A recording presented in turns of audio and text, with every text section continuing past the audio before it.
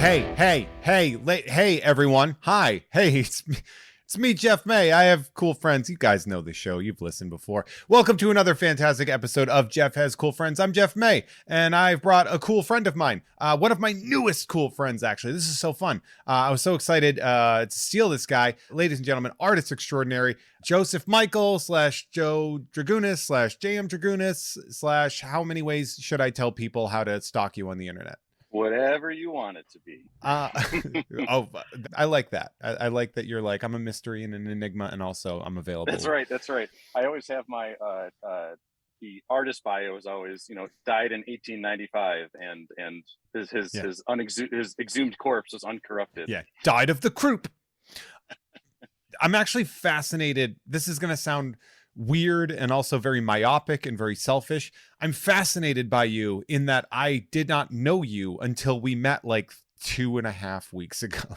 It was great because on your episode with Chris, you talked about in the beginning how you and Chris have been friends for 10 years. Chris Uminga, yeah. And I was like, yeah, with Chris Uminga. And I was like, yeah, Jeff and I have been friends for 10 days. That's equal.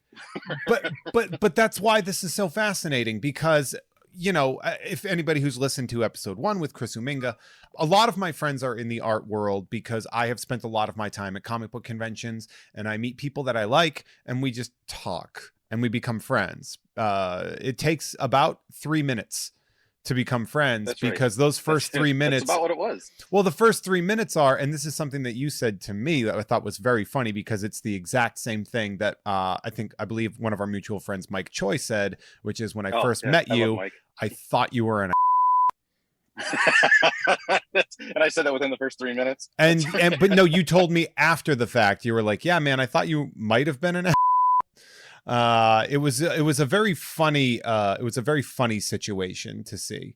Well, it was like watching the that scene in Scott Pilgrim when the little wheel is spinning and he's like, I have to pee, I should go talk to her, and then it stops. He goes, I have to pee on her, and then he runs away. It was or a really cool guy. Ding ding ding ding ding ding ding. Yeah, it can be both. A really cool guy. No, yeah, but I'm a really cool guy. I'm a really cool guy. But Chris, who is a great judge of character, was like, trust me, dude, this dude's awesome. And I talked to you, and it was like, you the first sentence was a name drop, and I was like, oh man, this guy did a name drop. I don't like him. Oh, what? And then the second sentence, I was like, wait, he's really cool. And then by the third sentence, I was like, no, I love this guy. This guy's awesome. What was the name drop? Oh, I don't know. So just because I was trying to create a connection that we might know the same person? No, it wasn't. And there's nothing wrong with name drops. It was an actor name drop. And for some reason, I think some people are predetermined to be turned off by name drops, which I don't care about them, but it was just one of those instinctual, like, oh, he name dropped. That means maybe he's trying to show off or... No. Oh, shit. No, I guess if I'm trying to show off, I would say that the title of this program is probably the best way to describe if I'm showing off, which is me being like, hey, boy, am I not interesting. But let me tell you. No, you're very interesting. You're very quick. And that was a second sentence. I was like, damn, this dude is sharp as... Yeah, really that's quick. People don't bring that to the table usually. They're usually like, this dumb block of human is a real piece of garbage, which you had for a second and then you lost it. But second sentence, you won me over. Yeah. You just have to get people past that initial first sentence. Well, it is, which is high. It is funny though, because when I met Mike Choi the first time, he was like, this guy is an like, and then when I talked to him about it, he's like, yeah, man, I don't know why I said that. But it is definitely one of those things where it sort of causes people to reevaluate how we view strangers, which I also have a problem with. So I was listening to the one with you and Chris, and you had talked about certain artists that were a complete turnoff. And the one that you didn't mention, you said he had a first initial for a name, was you then talked to somebody else and they were like, oh, you must have just had a bad interaction with him because he's actually a really nice guy. Mm-hmm. But to you, he was a dick. So personally, I have a 3-meeting rule, because I always say, like, and I always tell this to my wife, if somebody's driving like an on the highway, I say, oh, that guy's got a that guy's really got to poop. Oh, okay. So there's always you never know if somebody woke up with a hangover, or they're having really bad stomach problems, or they just have to pee, or like their pet died. In Los Angeles, we have a way to tell the difference. Okay. If they're currently pooping their pants, then you know that. No, it's very simple. Are they driving a white semi-luxury car? Okay. Is it a white Mercedes? Is it a white BMW? They're probably an. That's just a thing out here, though. I don't know how that is everywhere else. But yeah, I like that you called it the 3 meeting rule instead of going colloquially with 3 strikes, which is like also the exact same thing you described. Well, I guess so, but it would take me a minute to connect 3 strikes in baseball in my head, because you're like, I have this. I'm open to. You're like, I'm open to talking about anything except food and sports. Yeah, you're like you're like, I have this thing that I invented, where somebody gets to swing 3 times at me, and if they miss, that's right, they're out of my life. And I call it my 3 meeting rule. If they swung an object at another object and they missed it 3 times, I invented this. This is my idea. I'm a bit of an artist, so. But yeah, so usually if you meet somebody 3 times and they're an all 3 times, then you're like, okay, you're probably an unless you really, really have stomach problems. I view that in 2 ways, which is like, yes, I agree. But it's also important that these have to be public instances, because they are. When it's one-on-one, generally people can always relate. Like if you were hanging out with Donald Trump one-on-one for a day, you might leave and be like, yeah, he's charming enough or what. Like there are people that are bad, and one-on-one, just about anybody is decent. That's why you'd see, and I've gotten into this with a lot of people in the world of comedy, where you're like, oh, this person's like a creep. And they're like, well, they didn't try to, they didn't creep on me. It's like, yeah, but that's how creeps work, is they don't always get everybody. They weren't attracted to you, so they didn't creep on you. Yeah. Or, but it's that mentality where, somebody, is married to a murderer and they're like, well, they didn't murder me. And it's like, that is not like we all personalize our interactions and be like, well, this person isn't so bad. And then sometimes you're like, no, they are. You just are seeing your own personal experience in that. That's happened with a lot of relatives of mine, where I was like, oh, I thought they were so cool. And then all of a sudden, especially in the last 5 years, I was like, oh, you're a racist. Because it just never came up. And just, the twice a year, once a year you'd see them was always chat about the weather or about some mundane issue. But then you hear them say a word and you're like, oh no. Been a racist this whole time. So I don't think any of my family listens to my podcast because they're not supportive. But my mom has these like this chunk of cousins that are just bigots. They're these like weird conservative Christians that are very bigoted. Now, I have a nephew that I love very much that is trans, and these motherfuckers are the kind of people that are like, you're just confused. You don't actually. And so it got to I know you better than you know you. It got to the point where I said, I will remove you from this household if you do not stop talking to my. And I was like, we don't with bigots in this house. And I was like, my mom's like, but I love them. They're my cousin. Like, what are you you just have. And I'm like, no, your duty is to protect your marginalized grandson, not your racist, bigoted cousins. Yeah. I'm sorry you grew up with people that ended up being racists and bigots. And they are. They're very much all lives. And I'm like, and what God do you believe in? Exactly. Right. That's how I'm going to a wedding this weekend where one of the partners getting married is trans, and her whole family isn't going because they just don't accept it. They're conservative Christians. And I'm just like, you don't want to see your now daughter get married. And everyone's for crazy. The first time. Everyone's crazy about a sharp dressed trans. That is the classic ZZ Top song. It's just if you listen closely, that's what they say. They should redo that song for those weddings, because like, hell yeah. Well, that is very interesting. I will add this too, that every trans man that I've ever met dresses better than me. With every person I've met dresses better than me. With less practice. And I'm always like, you're good. My nephew is so much cooler than me, and it is infuriating. A cool teen trademark, where I'm just like, hey, this is happening, and they're like, all right, and I'm like, God, why am I not cool? Damn it. nerd, damn it. That very much is that thing. But yeah, no, they're big. Like I do meet bigots. I have them in my family. I think the last year we sort of crested away from tolerating bigotry a bit more. Yeah, it's one of those things where I'm of two minds. Is of course everybody should be called out on that, but I think, and this is just a societal thing, we need to be more forgiving of, or people need to learn, and we need to be forgiving of people after they've learned. Sure. After but they've they still learned. Need to learn. Yes, of course. Well, I mean, that's like the situation where people are like, oh, you know, because I'm a relatively progressive guy, and they're like, oh, and some people be like, I bet there's some skeletons that you have in your closet of things you said that you regret.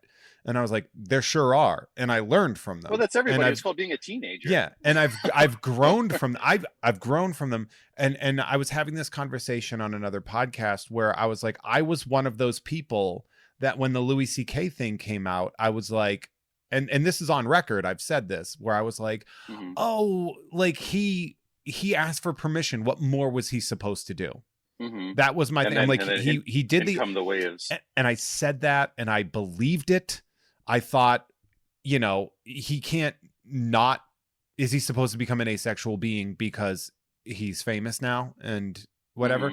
And I have since been like, yeah, but then you learn about the nuances of the situation with the power differentials and everything else. Bingo. The implied power dynamic, the career damage that can come from saying no or yes to that.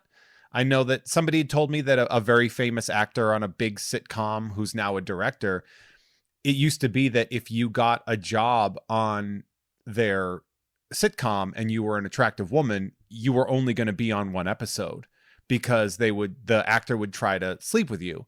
And if you said no, you would be fired off the set. And if you said yes, then it would be uncomfortable the next time, and they wouldn't rehire you.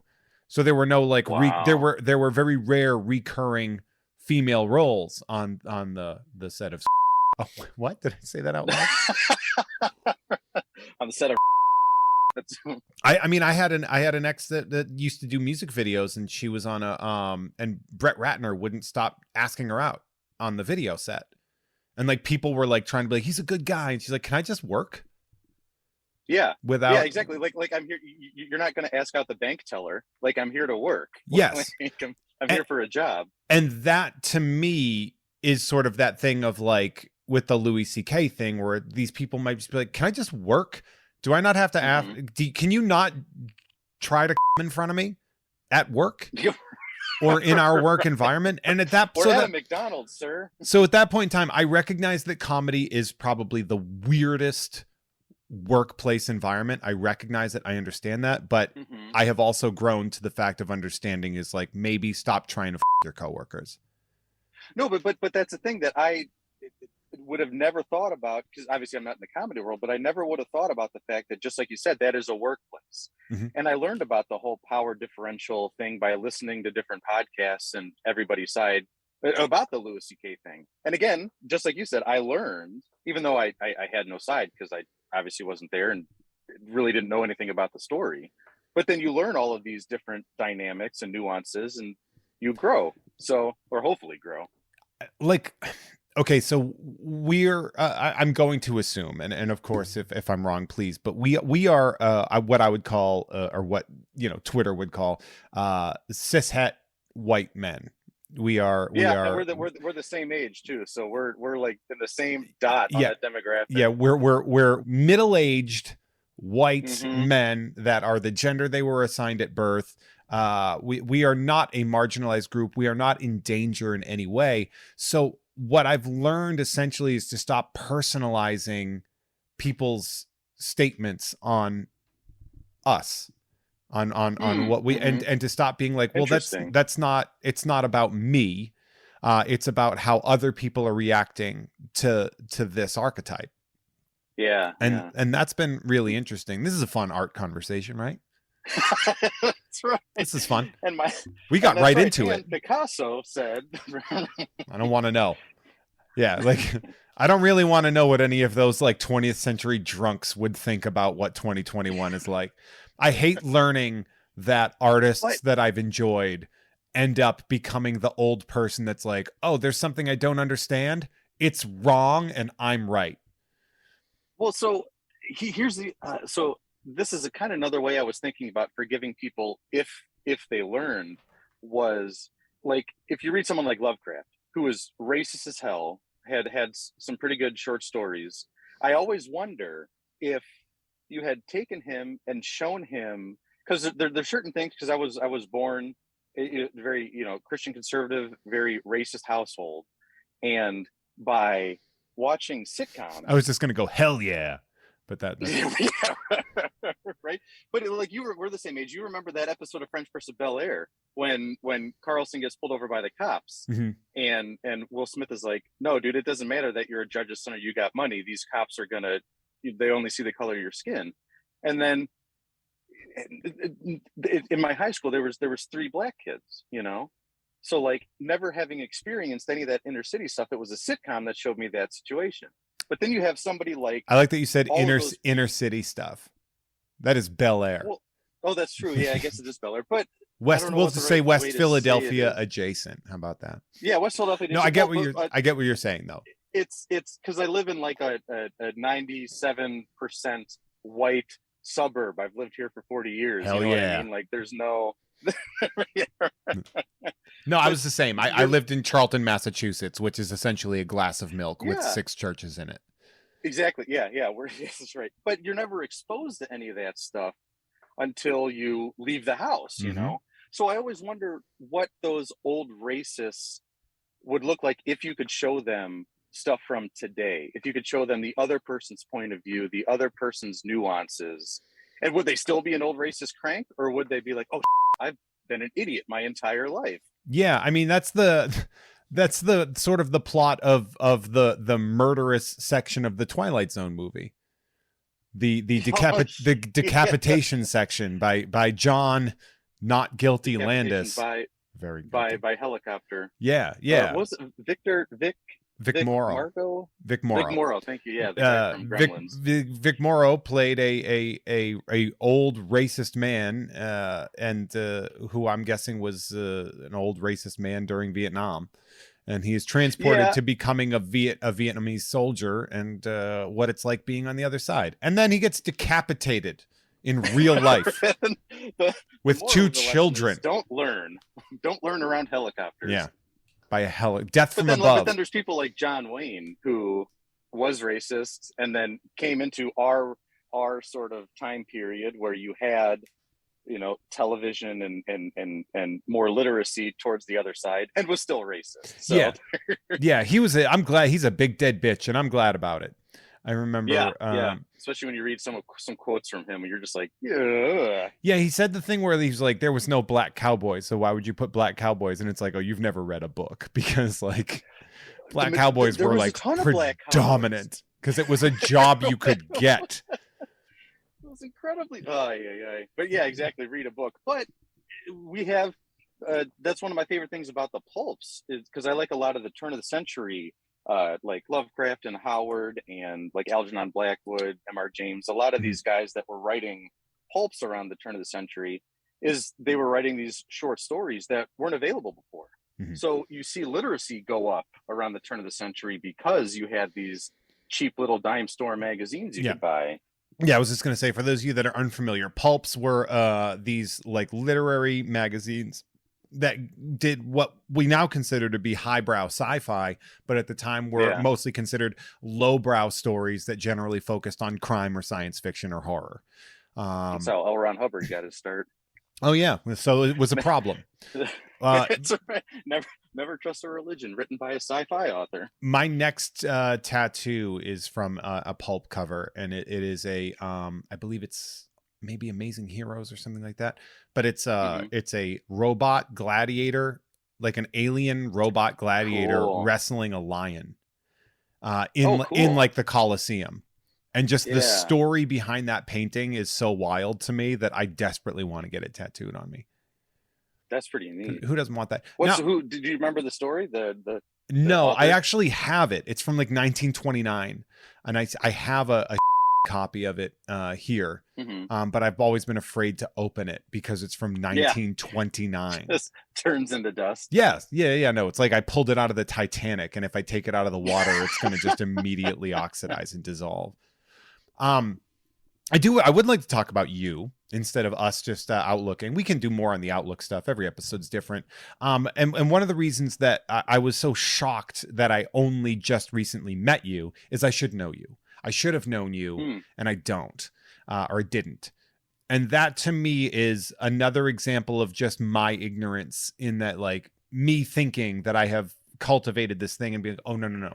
You can don't blame yourself. You can keep expanding your growth. Well, no, because you have almost 200,000 followers on Instagram. All fake. I did a look. That's just, I did. You paid for bots. That's right. It's just a number on a screen. It doesn't. I get that, but at the same time, like, that's not an inconsiderable amount of people to be following you. Your art style.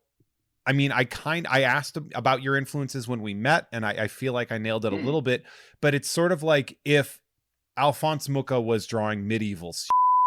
I'll take the name Mucha any day, because he, I think, is the all-time greatest. I make the argument he's the all-time greatest artist in the terms of, because there's many different types of artists. He's the best illustrator. Mm-hmm. He's one of the best sculptors. If you look at his architectural designs, he's one of the best architects. He's one of the best painters. So across the spectrum of most tangible media you could create, he's the best.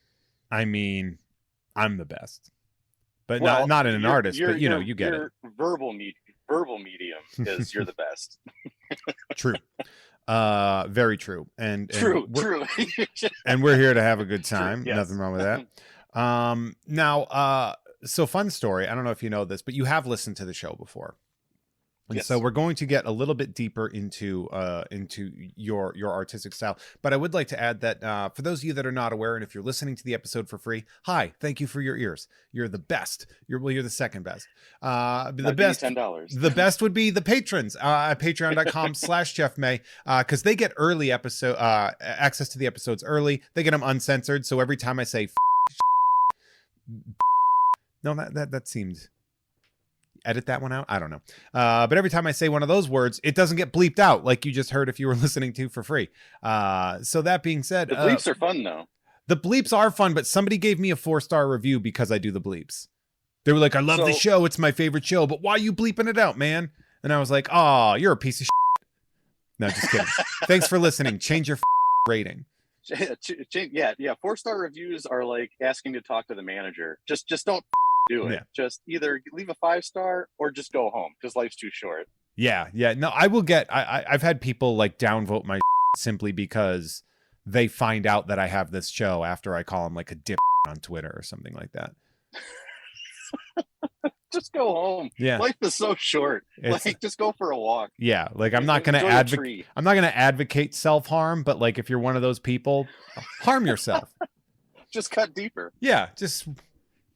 But that being said, if you are a member at patreon.com/JeffMay, one of the perks that you get along with all the shows I have coming up, because I have more stuff coming. I'm actually really building the Patreon up now. One of the great things we have is that for $10 a month, I say your name. You're a producer. So every episode of Jeff Has Cool Friends, I say your name. That's fun. So guess what? Guess what, Joe? We're going to say some names. We're going to say some names, starting out, shout out to VIP patron Jeff Hates Competitive Fun. JHCF. Story to follow. That's the short term for the show is JHCF. So people like to do creative versions of that. Patrick Dore. It's all good. The Digital Phil, the Bollock, Caitlin Binney, L. At what point does this become the majority of the podcast? Seldo. Fair point. Fair question. I set. You know what it is I set this tier at a relatively low price point. But I capped it off at 100 people, and that means it's 100 names. But to add that, we can make fun of or compliment any name that we want, so we can make this part of the show. It's not an. Then you could then move the podcast to 3 hours instead of an hour and a half. I would shoot myself in the face if I did a 3-hour podcast. could do it. I don't You're a want professional to. talker. We just talked about I don't this. want to do I a don't 3 hour. want to. A 3 hour podcast means you didn't have a plan.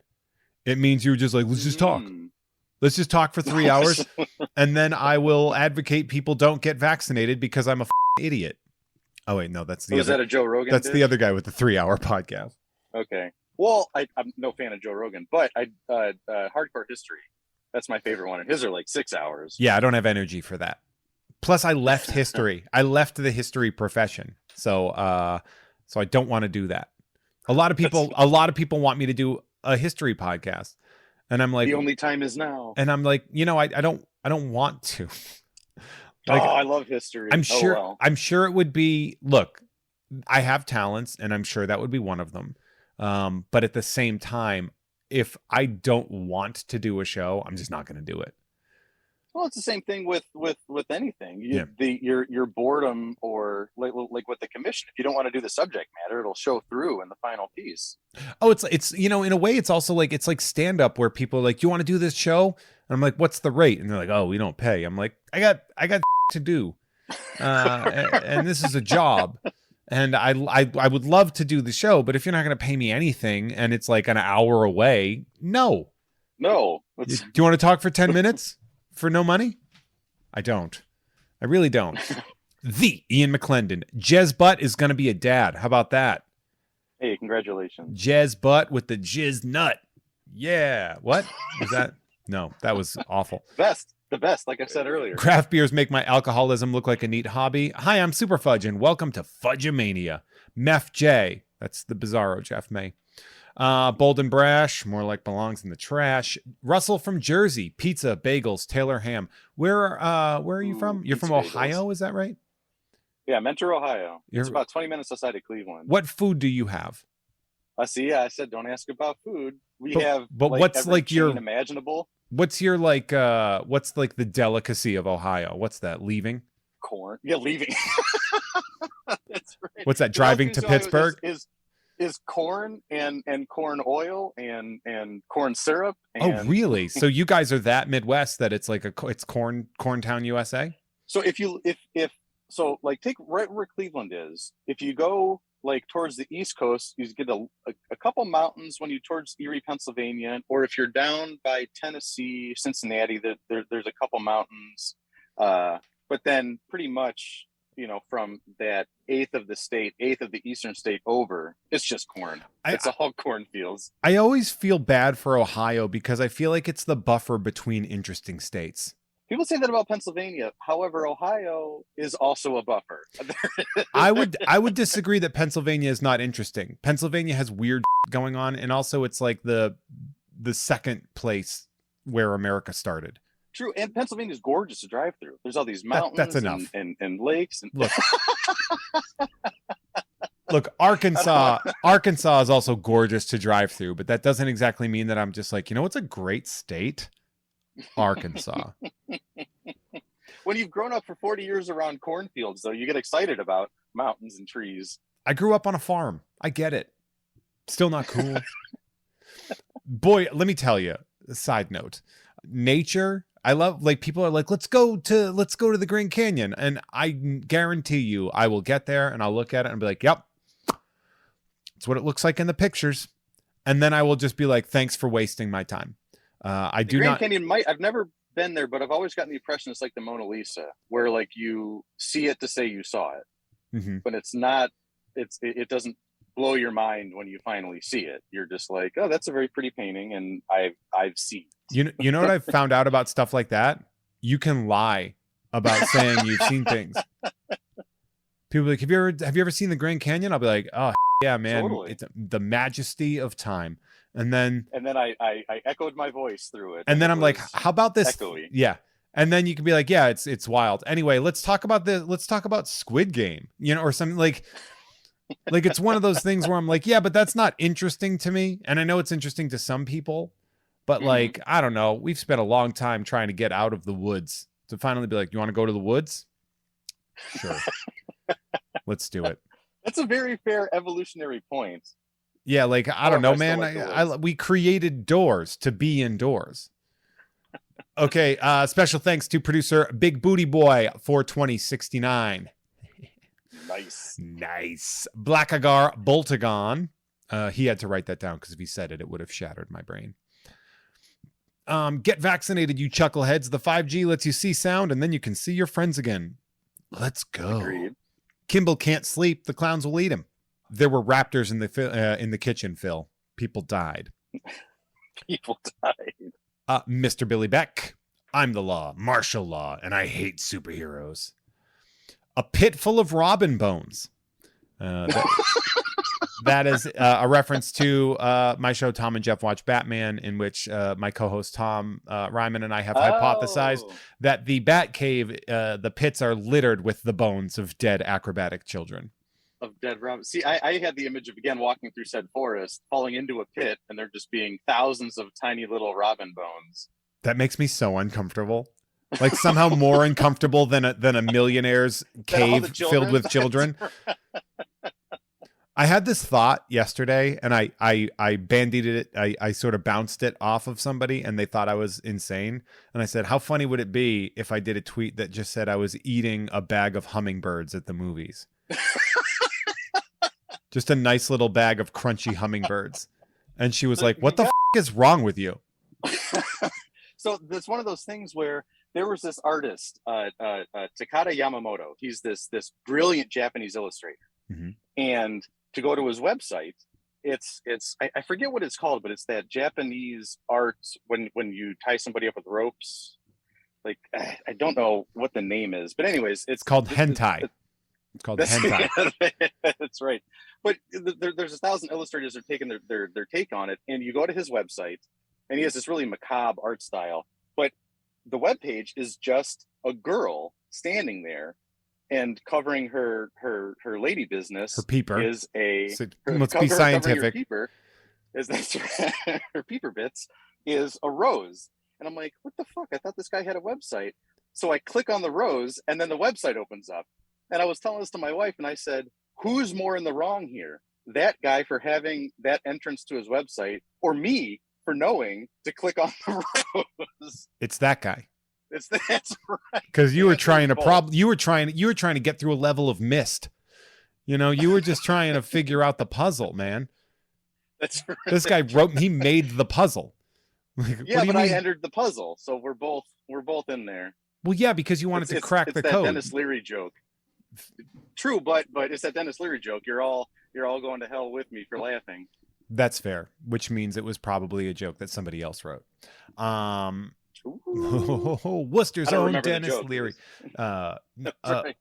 Who's the what was it, like everyone accused Dennis Leary of just robbing Bill Hicks, robbing the grave. I know nothing about the comedy scene. It's all right. Or that being said, I don't think Bill Hicks was particularly very funny, and people get it's a very edgelordy comedian to say that you loved was Bill Hicks. So I'm behind on a lot of stuff. I always ask Chris and Christy to help me. What's the term edgelord mean? An edgelord is like somebody who is like a provocative bro, like an edgy, like, you know, these guys that are, you know, picture somebody that would invest heavily in NFTs. And then think, what did they think? Dice Clay in the 90s? And then think, what did they think about art? And that's what you're going to get. Yes, exactly. Think about somebody who would defend Elon Musk on the internet. Okay, done. You got it? Now think, what would their Blu-ray collection look like? Yeah, okay. That's okay, you get it. Yeah, man. That kind of reminds me, I remember I got like the Tool DVD set, and I couldn't get through the main menu.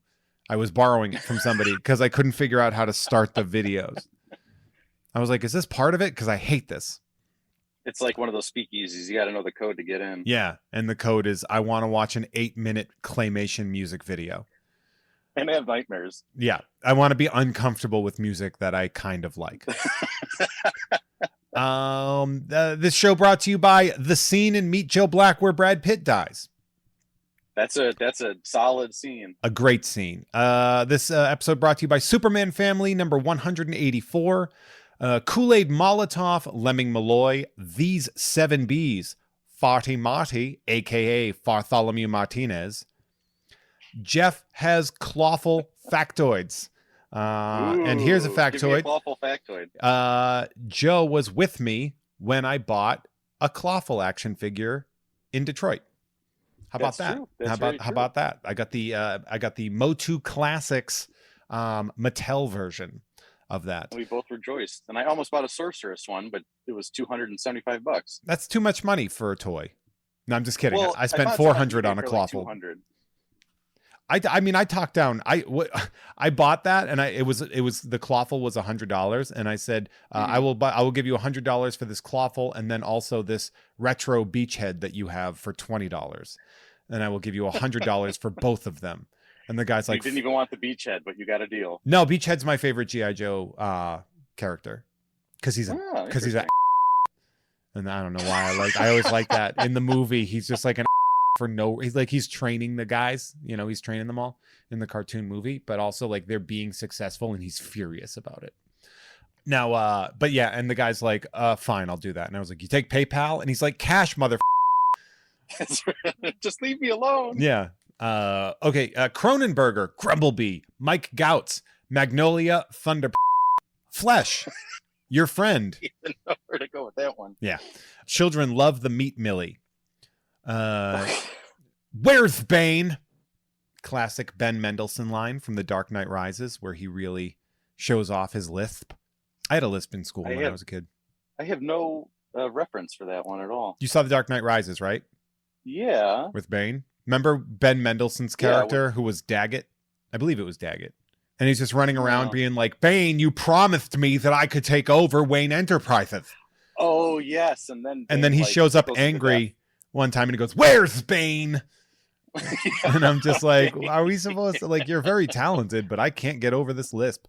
This episode brought to you by the sad Free Willy noise. C2E2 AM Adventures. You ever do C2E2? Yeah, that is my anniversary show. That's the first show I ever did. Ooh, what was that? It was in 2013. That was my very first convention. I was there. See, you've probably been at every single show I've been to. That's true. But yeah, that was my very first show. My wife came with me. My wife. And and then we've made sure to do that show, at least that show every year since, because that's the anniversary show. Hell yeah. Is that a threat? No, that's a promise. Right. How about an action figure of Clippy? Hey, everybody, it's me, Clippy. Looks like you're trying to buy an action figure. Instagram. You went into want to buy a hot dog? Yes. Instagram's at Bob_of_skull, Saint Gutfree, Funky J, David Knife Boot Hinson, for Shizzless Jones, JK, Jeff May's biggest fan, Dill Havarti. That's my favorite cheese. What's your favorite cheese, Joe? Grow. Mozzarella. Ooh, mozzarella. How Ohio of you. That's right. The mozzarella that they put on my Pizza Hut pizza that I order. Hey, we also have a Papa John's and any other pizza franchise you can think of, but no independent pizza places here, which is a bummer. What's your favorite dirtbag chain pizza restaurant? Ooh. So I'm going to say Longo's, which they have 5 or 6 here in Ohio. So I'm not sure if that counts as a chain. What counts as a chain? I would say a national chain. Okay, then we're going to go dirtbag. We're going to go Papa John's thin crust. Papa John's. You like the N-word guy, huh? Good for you. But Shaq is the ruler now. Didn't Papa John's get fired and Shaq owns like 20 of them? He's like the new spokesman for Shaq showed up. He's like, I gotta make sure they understand. I got my money to protect. That mother owns so many restaurants. That guy's chasing the bag so hard. I've never seen a basketball player make more money not playing basketball than Shaq. I have a rule to never feel bad for millionaires. Yes. like just go I always talk about this with my wife, like all the stuff with J.K. Rowling. It's like, shut up. You have bad opinions.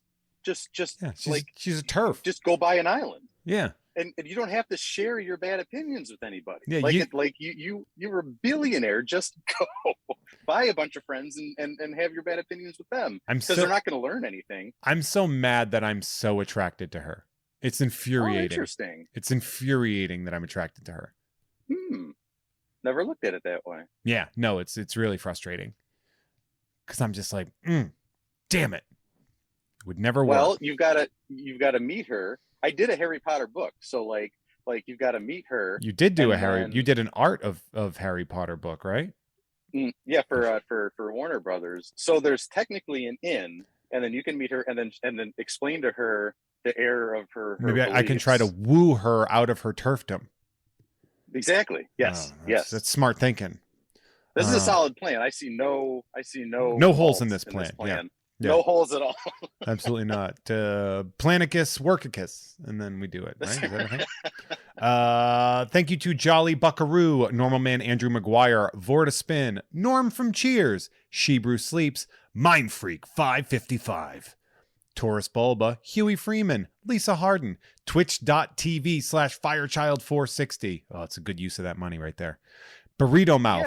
Yeah, you're buying an advertisement. Right? I want to do that $1 million pixel page like that guy did in the early 2000s. Brilliant bastard. I have no idea what you're talking about, but I trust you. There was a guy that made he had a 1 million pixel website, and you could buy one pixel for $1 and it would create a hyperlink to whatever you wanted. And he sold all million? And he sold them all and he became a millionaire. Genius. Right? That reminds me of I have a national lottery plan that I'm trying to find the hole in. Go on. Okay, so if every single person, there's 340 million people in America, right? Mm-hmm. If everybody gave $1 a month into this national thing, and you bought a national lottery, everybody puts $1 in, because $12 a year, it's privileged of me to say so, but most people can afford that, and the people that can't, somebody could just give $2 a month, you know. Mm-hmm. So you have a national pot of $330 million, and once a month somebody wins forever, and it costs every citizen $1 a month, $12 a year, but one of those citizens will win $330 million a month. I mean, I'm trying to find the flaw in that. The flaw in that is primarily that you're not going to get all of those people to enter. And this is a fun utopian idea. So, yeah, there's... and that would also create a national database of all people and their names, which I guess would be the Social Security concept. But I don't know. We'll figure it out. You could base it off Social Security because every single person does have a number. I think that's called running a numbers racket. Isn't that what that is? I never understood that. When like Dick Tracy villains would be like wanted for running numbers, and you're like, I don't know what that is. That's why Dick Tracy was the villain, because the numbers racket, they weren't doing anything wrong. They were just, you know, they were just doing their own things. They were all mostly just scarred mutants, and that's why they were getting arrested. Exactly. You can't tell me that everyone looks normal, and then there's a dude named Pruneface, and Dick Tracy's like, that guy's a criminal. It's like, why? And also, you're telling me the guy named Pruneface got a solid shot at life? Like he wasn't, you know, like his name was Pruneface. We don't see he him didn't have the same opportunities. we don't see him with like a wife. Exactly. Like I'm gonna guess Pruneface probably, you know, not doing too well in the romance department. Except for that one person out there looking for Pruneface. But he never found him. That's why Dick Tracy's a villain. He took away the opportunity. Yeah. He killed Lady Pruneface. He shot her with a Tommy gun. Love. Yeah. That was who No Face was originally. That's why Madonna took it over. Pruneface was originally called the Handsome Face, and then Dick Tracy threw him in some acid. He held him over. He held him over a garbage fire, laughing maniacally.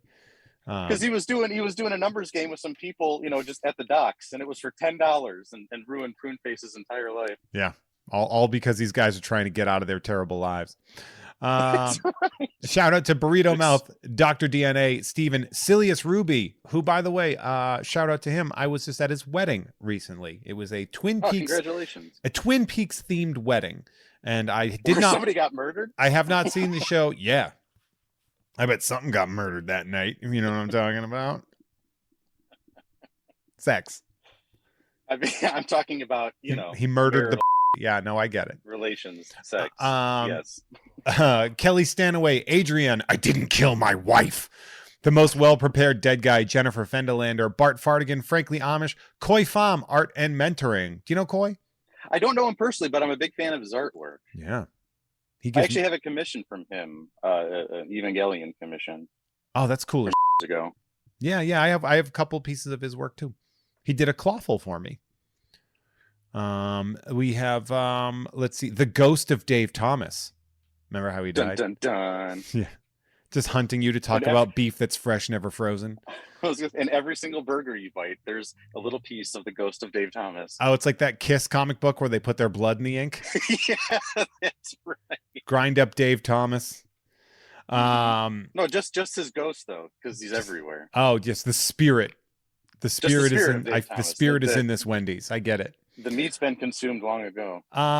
We have Sophia Hapgood, Psychic Services. Russell Richardson, the Sass Dan. That is a character I used to do on a show called The Monday Show, and it was a teenage Sasquatch girl. On Wednesdays. She was just like, I'm Sass. I have giant. Did you ever see the? You remember the show The State? Of course. With did you ever see the Sasquatch one? Probably. Where they're hunting Sasquatch and they go to it. They go and they tag the secretary and they say Sasquatch is hiding as this Ronald J. Mormon Esquire lawyer. Oh, that may be it. Yeah, that sounds familiar. I loved that show. I have it all on bootleg DVD. Because because they couldn't get any music licensing. I bought the episodes on my Xbox 360.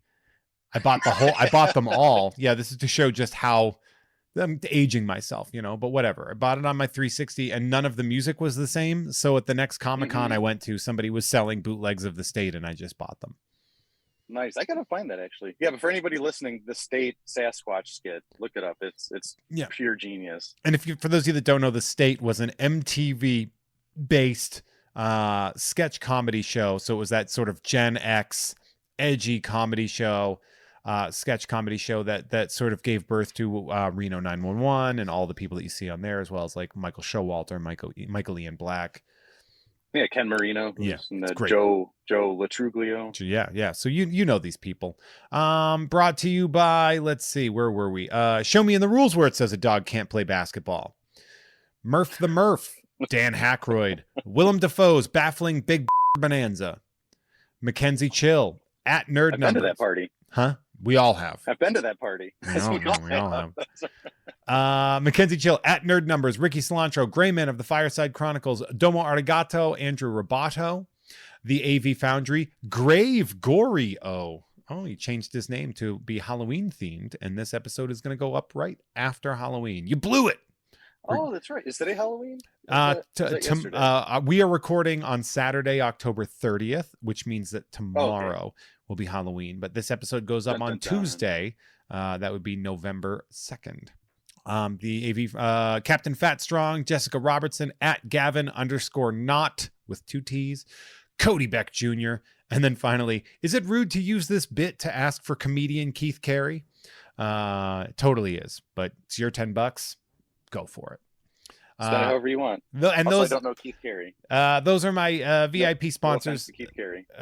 He's very funny. A roast comedian. Real mean guy. Okay. Like Jeffrey Ross. That's the only roast comedian I know. I mean, yeah, but I don't know if Keith has had sex with a teenage girl. Oh, no. But Jeff Ross definitely did. Yikes. Seriously? I got banned from a local club because somebody was like, it's a long story, but somebody mentioned like me trying to wanting to fight me at the Haha Cafe or something like that. And I mentioned something about Jeff Ross being on the show and him being a child molester, essentially. He had sex with a 15-year-old girl and they yikes. And they banned me for that. And I was like, okay, but I wasn't trying to go to your club. Your club is bad. Right. I was like, I live down the street from your club and I'm never there. Do you not get that hint? You are the closest club to me. Again, showing my ignorance, and this will sound like an incredibly stupid question, but no such thing. How many comedy clubs are in LA? Kind of a lot. Because here we've got like 2 in Cleveland that I know of. But sometimes they'll do like some of the concert halls. But there's definitely not here in Menor any comedy clubs. Well, the thing about it is this is where the majority of comedians is here in New York. So you're going to get, and there are what we consider Here in New York. here and New York are the main Here places. and I'm sorry, I thought you said here in No, New York, and I it's was like, the big comedy cities are LA and New York, with like and then you have like slightly under them would be Chicago and maybe Boston. Atlanta has really good Boston, scene. really? Okay. Well, Boston has a really good it's a good farm for comedians. A lot of like Okay. a lot of the legendary comics that you can think of are originally from Boston. So there Like tends you to be test out your material there before you go to one of the bigger it's cities. just where you're from. I guess maybe sense of humor is necessary to avoid kickings. Right. Or to endure them while they're happening. Yeah. Yeah, right. You know, it's one of those things where like in LA you have your main clubs, your big three, which are the Improv, the Comedy Store, and the Laugh Factory. Those are the three that most people know of as being like very famous. Yeah, They, I've heard of the Laugh Factory. yeah, they tend to have like satellites elsewhere as well. So there's like improvs across the country and stuff like that. But it's the Hollywood Improv, the Comedy Store, and then the Laugh Factory. Then there are like more independent clubs that are sort of independently owned that might not have the age and prestige, but oftentimes have cooler spots. And I think like the West Side Theater in Santa Monica is one of them. We used to have Nerd Melt, which was behind Meltdown Comics, which surprise, that was my home club, if you can believe it. So let me ask you, what's your favorite place you've done stand-up at, and also what's the ideal place to do stand-up for at? me, or for people that are trying to desperately build a career? For me personally, my favorite club that I performed in was Nerd Melt, because that was definitely my kind of club. It was a more intimate, nerdy themed club, and almost every show that you did was sort of like themed. It wasn't just do jokes, it was do jokes with a twist. So you could do comic related jokes and everybody would understand and laugh. It's where I made a lot of my comedy friends, and where I got to and actually where I got into close proximity with people that I considered legends. You know, like doing shows with speaking of Reno 911, like I met Carlos Alzraki there. Nice. And from there we had developed a friendship, you know, a diet friendship kind of a thing. But, you know, I saw Robin Williams there. I saw, you know, I think that the first time I ever saw Dana Gould was there. Like there were these really great comics, and especially the nerdier you were, the more you were going to sort of, I mean, that's where Kumail really had his show, and Jonah Rodriguez and all that. So there was that. My favorite places that I like doing weird venues for comedy.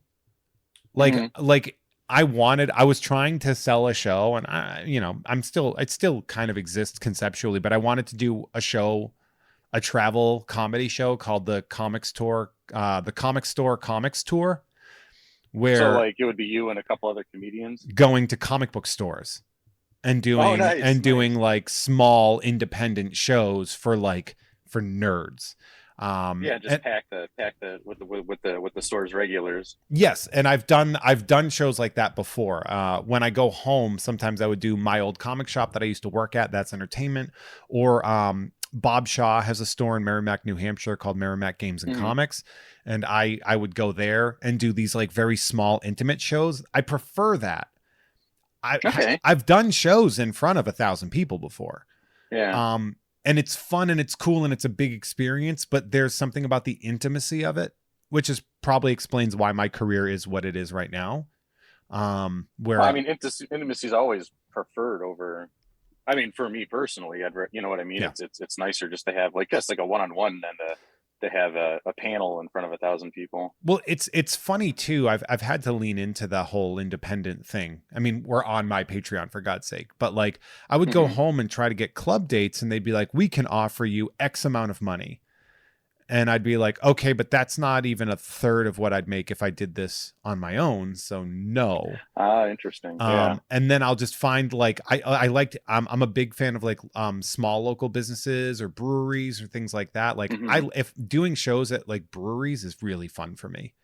So I'll usually There's a good one in Louisville. I like doing that. Got married there. Yeah, I did. I did one at a place called Redemption Rock Brewery in Worcester, Mass. Last time I was there, and it was the most fun. It was Oh, such a cool. cool and unique spot. It's like, room for what, like 100 people or something like that, right? And that's Yeah. a good enough number for me that I can do a couple of shows, set my ticket price low enough that everybody that wants to see me can see me, and I still Hmm. make the majority of that money. And yeah, enough to make the trip worth it. And I pay my hosts and openers more than they would make performing anywhere else that weekend. Interesting. That's one of the things I know nothing about is pay scales for like MCs that would open up the show, or whoever's working the lights, stuff like that. I usually offer for just like the hosting or whatever on a local show where I'm like, just do 10 minutes and then you can go sit down and do whatever. I will pay generally more than any club is paying out there. See, that's great. That's life is short. I love paying more, like a tip at a restaurant or something like that. Like you should always pay more than is thought you should pay, because who cares? Money is like water; it comes and goes. The money always comes. Yeah. No, I feel that. I feel that a lot. But it's definitely Hmm. one of those situations too where it's fun for me to know that when I roll up and I ask somebody to do my show, they really want to do it Hmm. because they know that I respect them and I'm going to treat them well. You know, we haven't, Yeah, exactly. you know, Yeah, it's a we've respect had thing. this conversation, but we've kind of veered away from your art a little bit.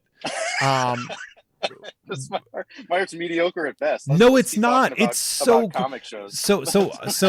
okay. So here's how I gather. Here's what I got from your art as I viewed it and I took a look at it.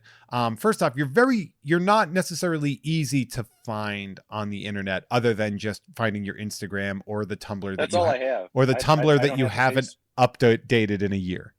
Oh, I do have a Tumblr. You sure Look do. at that. Yeah, you have Yeah, I don't. you had a Kickstarter for a book called Fanciful Ridiculousness Volume 2. Yeah, I've had 3 Kickstarters, all for sort of art books that were like just sketches and commissions and process shots, and because I get a lot of questions, because my, like, if you go through like Artist Alley, uh, subjectively my art will stand out because there's not a lot of color to it. It's on this sort of toned paper that gives it, like, I want to give it like an older feel. So it Like just, a parchment vibe. yeah, exactly. Like I print on Stonehenge paper, which is like this old classic printmaker paper. But anyway, it sort of stands out, not necessarily good, but just because it's there's a lot of color everywhere else, you know. Mm-hmm. Okay, so it's like medieval fantasy tends to be what I gathered from looking at what you have. There's a lot of skulls and armor. Yeah. So where do you, aside from Muka, no, you just go on your whatever you were going to say, because you're going to say more than what my question would ask. Oh no, I mean, just for references, I can kind of give you my art journey, because like I had always sketched and drawn my entire life, but I was never serious about artwork until maybe I was 27 or 28, maybe 12, 13, 14 years ago. Wow. But it was just I had always worked a bunch of jobs, and just essentially just, it was odd. I had an interesting upbringing that the only way to get out of it was to go work. So I started working when I was 12. I got my first legal job when I was 14, Mm-hmm. and then just would work 2 or 3 jobs at the same time, always. I'd skip school to go to work. What were those jobs? And then I was working, oh God, everything. Like, Well, give me some early ones. Yeah. I mean, Papa John's. I opened up the Papa John's here in Menor. I opened up the CVS here in Menor. Now I get why you said you liked Papa John's. This is right. cross-company promotion. That's right. It was funny too, because like when that Papa John's opened up, everyone's like, "Oh, you're gonna get sick of that pizza." I said, "I ate it every day for a damn year, and I'll still, man, I'll still eat it." I was visiting my great aunt in Virginia, and she's like, "Oh, this is the newest place that just opened, this small little place, and they got the greatest little pizza," and we were like really excited about it. And then she brought Papa John's was delivered, and then I was like, "Oh, this is not. This is like ashes in my mouth." That's, yeah. They're saying our pizza's so bad that you only talk about our garlic dipping sauce. That's right. That's how right. bad that's their pizza my wife's is. favorite part. But That's the only good part. No. It is but that's the best pizza here in Menor anyway, besides Longo's. Anyway, like I used to work at a hospital. I went to school actually to work on an ambulance. I did that for 4 years, and then I was working at a couple of video game stores, and then I went to work at a warehouse. And I was at the warehouse. I had been married for about 8 years at that point, and my wife was like, "You should really try drawing full time." Wow. And then I was like, I had never, that thought never had even occurred to me. She goes, "You should just try drawing full time." So I went to the art museum, and they were actually having a show about like heraldic crests, like family crests with a bunch of filigree and black and white line work. And as soon as I saw that, my brain shot out of the back of my head. I was like, I had never seen fanciful illustration like that before. And then I bought a book from whatever touring exhibit that was, and then just shackled myself to the table, and I'm still there, like I'm still shackled to that table trying to figure out. That's why I named the art book Fanciful Ridiculousness, because I like to draw dumb things like skulls and armor, or commissions like Steven Universe or something, but I like to do it in a very fanciful way. Nice. It's a really cool style that I like, because it has a very sort of medieval pen work. It's almost like illuminated texts of the monks. I appreciate that. Thank you. Well, that was the one thing when I was because when Jen's my wife, when she told me when my wife told me to quit, I had essentially saved up money for a year. I was like, okay, I'll quit a year from now. And then I just saved up all the money I could. I paid off some of the credit cards and got new windows for the house. And so that way, if I failed miserably, I had a year to fail miserably. You had windows. So yeah, exactly. I had a year window to do shows and try to make money, which thankfully I still, I'm still going on that. I haven't failed yet. So I'm still waiting for the giant roadblock, but you just got to go as far as you can for as long as you can. But, I really like black and white work. I'm partially colorblind, which I think leads me more to the black and white work. That is funny. But I just like ornate line work. And if you ever look at like you have a lot of original art. For me, if you see the original art and then you see the finished colored printed page, I always gravitated towards the sketch, the line work, the sketch style line work. Yeah. Just for me, the coloring ruins it a lot of the times. Rarely does it enhance the black and white work. But even as a kid, I would read Creepy and Eerie and Vampirella, those old heavy metal magazines that were mainly black and whites because it was cheaper to print. Mm-hmm. And then trying to find that, like I said, going through Artist Alley, you don't see a lot of just black and white artwork. All of it is colored or computer rendered.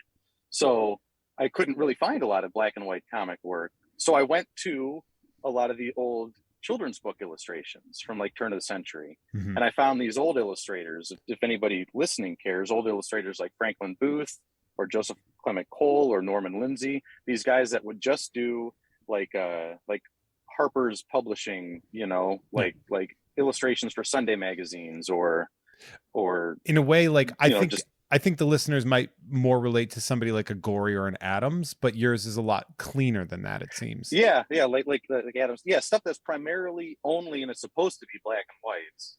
I was looking for that kind of artwork, and I only found it in older books. Yeah. No, I've noticed that the color that you choose to highlight as sort of like your main color, if you're using color, is red. Yeah, I have this sort of.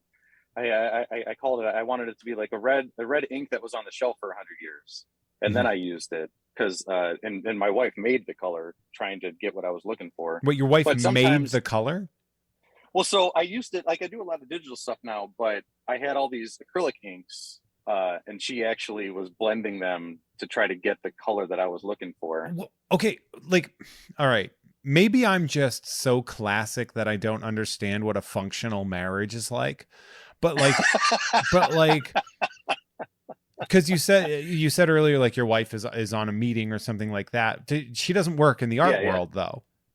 No, she has always had very she went to college and has a business degree. Like she's always worked very real job. She's an adult. Yeah. So she's a functioning adult that has a work schedule. But it's the the whole support. reason. Like, well, that's the thing is every book I do, I dedicate to her because I wouldn't be doing this without her. Because again, the thought of drawing professionally and getting paid for it never crossed my mind. I just thought that was something you got to do right out of college, and you got to go to art school, which I didn't do either of those things. And No. if you don't do it, then you don't get to do it. If I even thought about it at all. But she's, like I said, she takes care of the house. You know, she critiques the work. It's all because of her. Literally, like I said, every book is dedicated to her because none of them would exist without her. That's rad as like and we've been married for damn near 20 years now. Oh, so you got married as babies? Yeah, we married 18 years, I think. I think it's about to be 18. And I was 23 and she was 20, or I was 22 and she was 20. I can't remember. But yeah, we were, I mean, literally infants when we got married. But like I always say, because sometimes you get people that ask you about long-term marriages, especially in today's day and age. I always say you either grow together or you grow apart, because you're always growing as a person. You know, you're always finding new things, or at least you should always be growing as a person, finding new things. Your tastes mature. You hear somebody else's opinion and hopefully, you know, put that into your own opinion and try to evolve. Mm-hmm. And as long as you evolve as a couple, you're okay. And of course there's ups and downs. That's, you know, you have ups and downs with your brother or any relative, you know, I don't. But or you just leave them in the dust. No, I don't. As I've done. Yeah. I have no arguments with my family because I don't talk to any of them. But so good. Well, I talk to my mother. She's cool. Hell yeah. Yeah. Hell yeah. It is very cool. Like I really, because like I don't necessarily dive into like the fantasy art as much as like I'm a huge stereotype. I grew up on superheroes, and that's sort of like where my purview ends up, is like modern pop culture, or like, you know, modern meaning like post World War II pop culture. So to sort of get a moment to, and I have lots of friends that do art that are more in the fantasy genre, and like, you know, Chris Fulton and Mike Champion and these guys that are really big into fantasy and stuff. But it is really fun to see that world and to see the popularity of it, wherein maybe I didn't know you because the subject matter wasn't something that I was immediately drawn to, but the talent could be. The talent is so good. And then, well, geez, thanks, Mike. And then when we followed each other on Instagram, and I went to your account and saw it, and I was like, oh, and it reminded me that my purview, my blinders of what I don't see, May tunnel vision. Yeah, that there is that tunnel vision of being like, oh no, like I'm not the one who's correct because I don't know something. It's sort of like the Kardashians. You know, I don't know anything about them, but that doesn't mean I'm correct in what I don't know about. I don't hate these people the way some people, you know, I know people that don't know anything about them and they hate them. And even if you watch the show, somebody hates them. And I'm just like, well, you don't know their day-to-day life. You're watching this produced, scripted, microphone, you know, like edited thing. Like, you don't know them. You know what I know about them? They're brilliant at business. They're some of the best business people on the planet. And they're all damn billionaires. And I'm not. And I will say this, and this is something that I did talk about on a podcast years and years ago. They are probably more hardworking than either of us. They probably do not get rest. And like their rest and relaxation has to be filmed, and it has to be exhausting. Yeah. And so in that regard, being always on is not easy. Yeah. And so you have to always be on, and you don't accidentally become a billionaire. But also, I always think about this too with like when you hear stories about actors or actresses and doing something in public, I'm just like, they can't, like, if you want to go see a movie, like in Southern Missouri, you can just go see a movie. Yeah. But like if a Kardashian went to go see a movie in Southern Missouri, within 40 seconds, every kid with a cell phone would be there taking pictures. Like, you can't even just go to the grocery store. Yeah, there's no anonymity. I know a friend who's a guitarist for a famous pop star, like a like touring and session guitarist. He's like in the band, you know. Mm-hmm. Nobody knows who the band is, but he's in it, you know. Yeah. And he's like, there are times where we can't go anywhere, or it'll end up in the tabloids that we're dating, when it's just we're doing work. So it'll be like I have to go to her place through the back entrance, and like so the paparazzi doesn't see. And I'm like that sounds. He's like, it's exhausting. Yeah, exactly. And that's just for somebody like witnessing and being in the peripheral of that. Yeah. Like imagine being the actual center of all that. Fame is a bit of a prison. Fame is not a bit of a prison. It is a prison. I remember, you know, I hosted a bunch of panels at Motor City. It's why I was there, why we met. And like, you know, there was the voice actor panels, and voice actors tend to be very go with the flow because they can walk around in public. Like they're allowed to live their lives. You know, how many of you can pick out your favorite voice actor at a diner? Would you really be able to? There's a chance you. No, the only won't. voice actor that I would know by sight, and I don't even know her name, was the woman that plays Bart Simpson's voice. Yeardley Smith. Nancy Cartwright. Nancy Cartwright, thank you. Yeah, like, and she's the only person I know what it actually looks like. Yeah, and but she looks like an average woman in Ohio, and you could you would just be like, does this woman give $10 million to Scientology, or is that a different lady? Like it would give you enough of a where you don't necessarily, you wouldn't immediately know who they are. And there wouldn't be 75 kids taking pictures or trying to do one of those fake selfies where like you do a picture with the person in the background. On the contrary, like, so that panel went really smoothly. All the questions were really great and very specific to the My Hero Academia thing. On the counter side of that, I was on a show with I was on a panel 1-on-1 with the kid Gaten Matarazzo, who plays Dustin in Stranger Things. Okay. Now this kid, cool name. Everybody knows who he is at this point in time. If you see him, you'd be like, "That's the Stranger Things kid."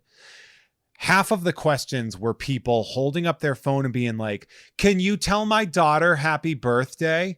And I'm just like, "Hey, can we stop doing that?" Like, I didn't say that, but I was like, can we, let's stop having him do free cameos. Yeah. Like, hey, this is an interview. Also, that's kind of. Yeah. Like some people want to ask a question about his acting career, and instead you're putting this kid on the spot to go, "Hi, Amber." And then that, yeah, and if he doesn't do that too, then the crowd will turn. Exactly. I will add that kid is a 19-year-old millionaire, and he is the most down-to-earth kid I have ever met in my life.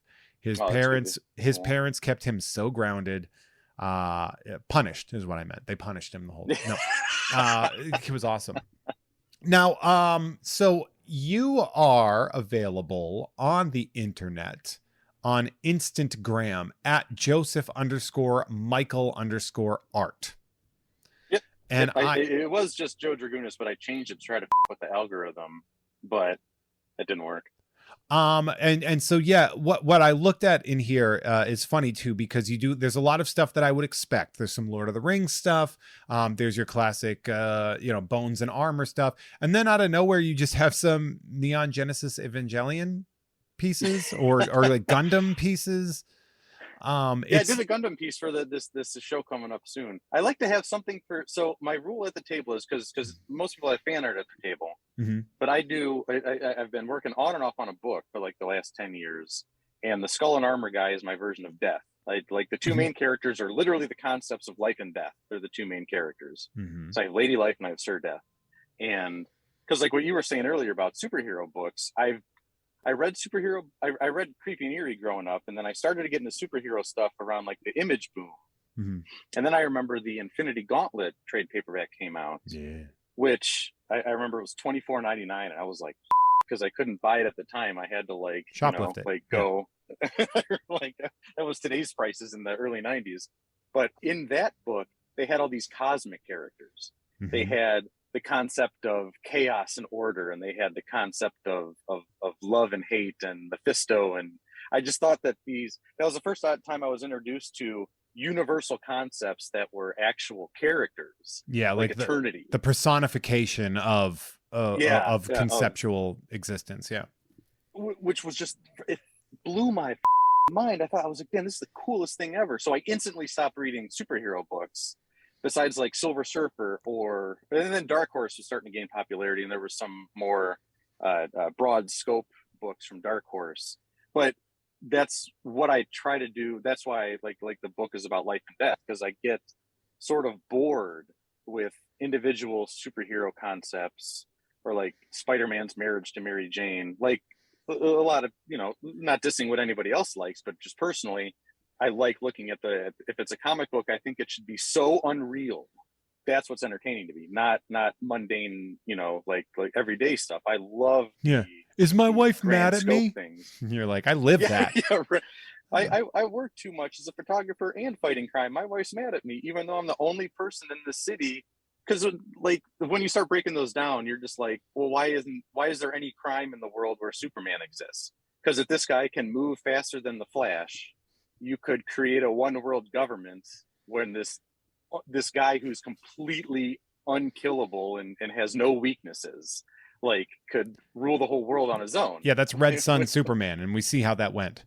I never read that, but yeah, but the idea of like that would be the absolute creation of fascism in that world, because that would be. But even then, thinking about Superman, I went broad scale with it. I just can't think of it on his marriage to Lois Lane. Yeah, it is. It's funny because adults are writing these books. And in general, like, we there's this thing where it's like, well, comics aren't for children anymore. But like, yeah, they are. Yeah, they are. Stop pretending that they're not. Like, and I've had this debate with people a lot where I'm like, Star Wars is for children. And they're like, no, it's not. And I'm like, yes, it is. And the great part about fandom is that we're allowed to like things that are designed for children. Yeah. That's part of the beauty of fandom. And so by denying that, you're taking a samurai space wizard movie with Muppets, and you're taking it like it's personally insulting to think that the Space Muppet Show is for kids.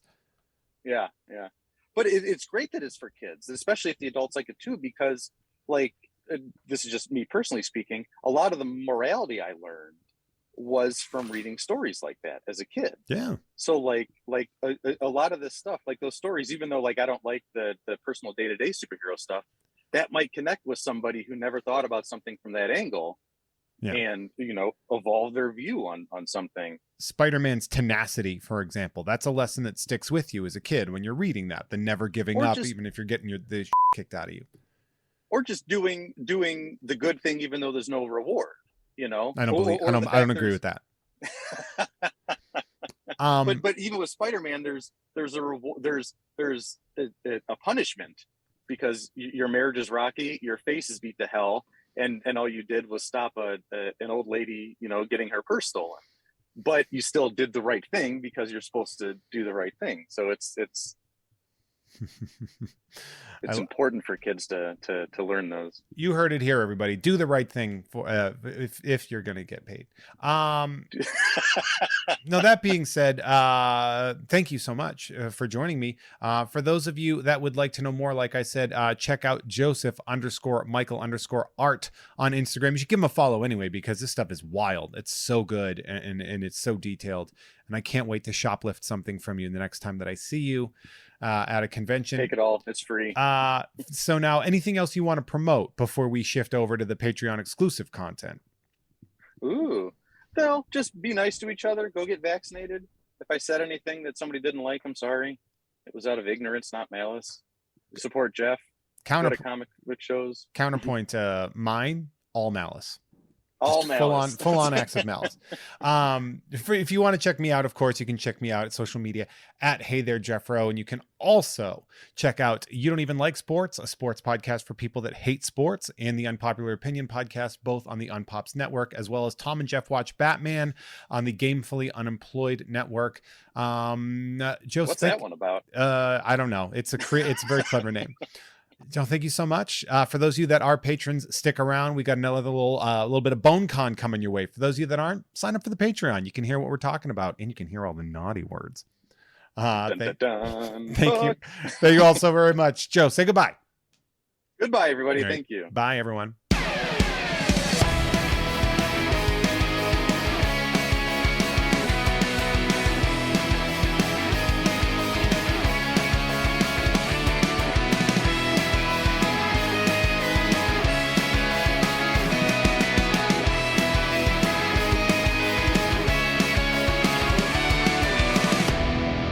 Hey everyone, our artwork is created by Justin T. Brown, who can be found at Artness by Justin Brown on Instagram, as well as artnessbyjustinbrown.com. That dope music you heard is by Troy Nababon, available at Troy Nababon on Instagram, as well as at troynababon.com. Nababon is spelled Nababan, and boy, does that shred. Thank you all so much for listening. See you next time.